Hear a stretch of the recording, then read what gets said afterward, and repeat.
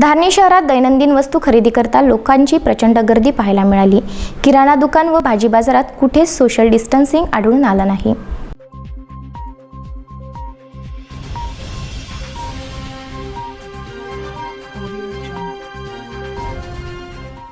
धारणी तालुक्यात लॉकडाऊन व कर्फ्यू दरम्यान सकाळी 8 ते 12 वाजता या वेळात किराणा सामान, दूध, भाजीपाला याकरिता सूट देण्यात आली आहे।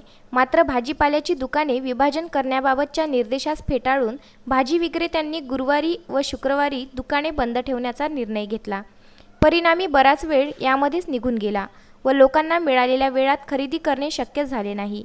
स्थानिक व वरिष्ठ प्रशासनाने त्वरित या भाजी विक्रेत्यांची समजूत घालून उपाययोजना करण्यात यावी, जेणेकरून सर्वसामान्य जनतेस भाजीपाला सहज मिळू शकेल। मात्र अद्यापही स्थानिक प्रशासन याबाबत हतबल झाल्याचे दिसत नाही। प्रत्येक किराणा दुकानात प्रचंड लोकांची गर्दी दिसून येत आहे। कुठेही सोशल डिस्टन्सिंगचे नियम पाळल्या जात नसल्याचे चित्र दिसून येत आहे। या गर्दीमुळे भविष्यात मेळघाटात कोरोना संबंधित काय परिस्थिती राहणार हे सद्यस्थितीत सांगणे कठीण झाले आहे। विदर्भ न्यूज करिता धारणी येथून तस्मीन शेख, जुगल किशोर जयस्वाल।